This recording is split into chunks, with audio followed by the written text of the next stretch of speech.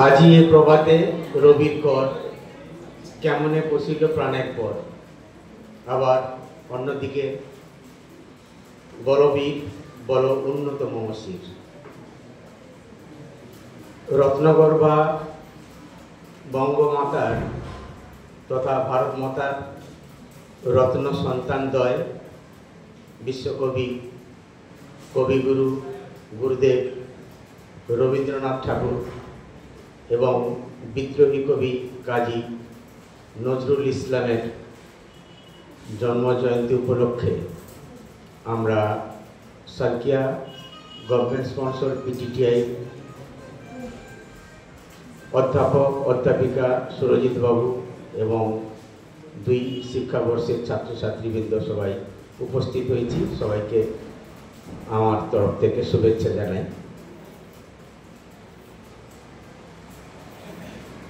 প্রথমে রবীন্দ্রনাথ ঠাকুর সম্পর্কে কিছু না বললেই নয়, আমি অতি সংক্ষেপে দু চার কথা বলি। শৈশবকাল থেকেই তিনি প্রকৃতির কোলে মানুষ হয়েছেন, সেই কারণে তিনি প্রকৃতি প্রেমিক।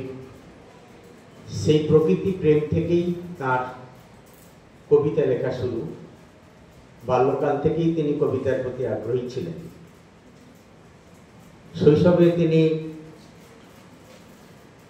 আমাদের এই চিরাচরিত বা প্রথাগত শিক্ষার প্রতি তার অনুরাগ ছিল না। অর্থাৎ চার দেওয়ালের মধ্যে আজকের আমরা যে শিক্ষা প্রতিষ্ঠান বা শিক্ষা ধারার সঙ্গে যুক্ত হয়েছি, সেই ধারার সঙ্গে তিনি সংযুক্ত হতে চাইতেন। তো সেই কারণে তৎকালীন ব্রাহ্ম সমাজের প্রতিষ্ঠাতা মহর্ষি দেবেন্দ্রনাথ ঠাকুর পিতা এবং তার মাতা সারদা সুন্দরীর সর্বকনিষ্ঠ সন্তান তিনি নিজ গৃহেই শিক্ষকের কাছে পড়াশোনা করতেন। তো যাই হোক, তার সম্পর্কে দু চার কথা খুব সংক্ষেপে বলি। তিনি আমাদের স্যার বলেছেন যে তিনি ছিলেন একজন শান্তিনিকেতনের প্রতিষ্ঠাতা। তো সেই শান্তিনিকেতনে থেকে তিনি অনেক কবিতা লিখেছিলেন। তিনি প্রায় 2000 মতো কবিতা এবং সঙ্গীত মিলিয়ে লিখেছিলেন, 13টি উপন্যাস এবং 96টি ছোট গল্প। তো তার সেই কাব্যগ্রন্থের মধ্যে বিশেষ কতগুলো কাব্যগ্রন্থ উল্লেখযোগ্য, যেমন আমি এই মুহূর্তে কয়েকটা কাব্যগ্রন্থের নাম বলি। চিত্রা, চিত্রালী এবং আরও অনেক কাব্যগ্রন্থ আছে। এছাড়া তিনি ছোট গল্পও লিখেছিলেন কতগুলো। তার মধ্যে বিশেষ উল্লেখযোগ্য আমাদের মাধ্যমিক এবং উচ্চ মাধ্যমিক স্তরে পাঠ্য বিষয়ের অন্তর্গত কাবুলিওয়ালা।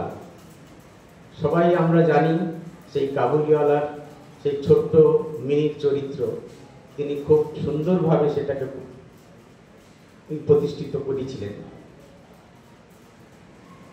এছাড়া তিনি আরও কতগুলো উপন্যাস লিখেছিলেন। সেই উপন্যাসগুলির মধ্যে নৌকাডুবি, বিশেষ করে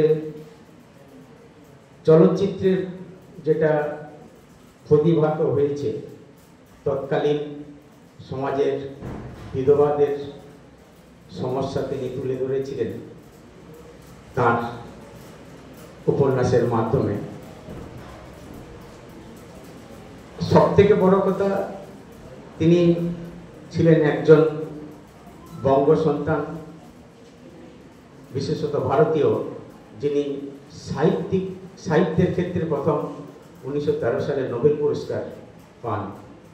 এবং এটাই আমাদের বাঙালি হিসাবে তথা ভারতবাসী হিসাবে আমাদের গর্বের বিষয় যে বঙ্গ সন্তান হিসাবে তিনি নোবেল পুরস্কার পেয়েছিলেন। বিশ্বের দরবারে সাহিত্যকে তিনি পৌঁছে দিয়েছিলেন। যাই হোক, অন্যদিকে বিদ্রোহী কবি কাজী নজরুল ইসলাম, আমাদের প্রিয় ছাত্র আলতাফ, তার একটি কবিতা কারার ওই লৌহ কপাট, ভেঙে ফেল কর রে লোপার। এই উদ্ধৃতির মাধ্যমে তিনি তৎকালীন ব্রিটিশ অপশাসনের বিরুদ্ধে সমগ্র ভারতবাসীকে জাতীয়তাবোধ চেতনায় উদ্বুদ্ধ করে তুলেছিলেন, যাতে করে আমরা ব্রিটিশদের বিরুদ্ধে আন্দোলনকে আরো তীব্র করে তুলেছিলাম। এবং বিদ্রোহী কবি কাজী নজরুল ইসলামের অন্য একটি কাব্যগ্রন্থ অগ্নিবীণা,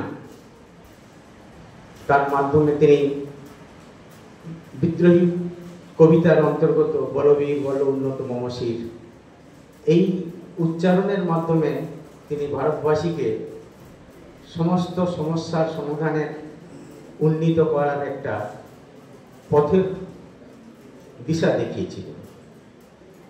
তো যাই হোক, আমরা আমাদের অন্তরের অন্তঃস্থলে এবং মনের মণিকোঠায় এই দুইজন ব্যক্তিত্ব, মহান ব্যক্তিত্ব, মহাপুরুষকে কোনোদিনই আমরা ভুলতে পারবো না। তাদের সাহিত্যে, তাদের কবিতায়, তাদের নাট্য রচনায়, তাদের রস রচনায়, তাদের দার্শনিকতায়, তাদের রাজনৈতিক মতাদর্শে আমরা সবসময় উদ্বুদ্ধ হচ্ছি এবং আগামী দিনে উদ্বুদ্ধ হব। সেই কারণে আমরা শুধু আজকের এই উৎসব অনুষ্ঠান পালনের মাধ্যমে আমরা তাদের স্মরণ করব না, আমরা স্মরণ করব তাদের জীবন আদর্শ, যাতে আমাদের প্রাত্যহিক জীবনে, জীবনধারায় আমরা তাদেরকে পাথেয় করে চলতে পারি এবং আগামী দিনে সেই আদর্শে আদর্শায়িত হয়ে আমরা একজন আদর্শ ব্যক্তিত্ব হিসাবে সমাজের কাছে প্রতিষ্ঠিত করতে পারি। সেই প্রতিজ্ঞা নিয়ে আমরা আজকের আমাদের পথ চলা শুরু করব এবং আমরা আমাদের জীবনধারায় এগিয়ে যাব এই বলে, এবং সবশেষে আমি সংশ্লিষ্ট সকল কর্মী, শিক্ষার্থী সবাইকে সাধুবাদ জানাবো এই কারণে যে আমি আজকের অভিভূত যারা যারা পারফর্ম করলেন, বিশেষ করে আমাদের দিয়া ম্যাডাম, তো ম্যাডাম খুব ভালো একটা পারফর্ম করলেন, এবং আমাদের ইন সার্ভিস মাস্টারমশাই যারা আছেন, ইন সার্ভিস ম্যাডাম যারা আছেন, তাদের থেকেও আমি খুব অভিভূত, এবং ফ্রেশার যারা সবাই যারা দর্শক তাদেরকেও আমি সাধুবাদ জানাই আমাদের এই অনুষ্ঠানটাকে সঠিকভাবে সাফল্যমণ্ডিত করার জন্য। আমি বিশেষ করে সুরজিৎ বাবুকেও ধন্যবাদ জানাবো, তিনি সমগ্র অনুষ্ঠানটার পরিচালনার ক্ষেত্রে সর্বতভাবে সহযোগিতা করার জন্য। এই বলে আমি আমার বক্তব্য শেষ করছি।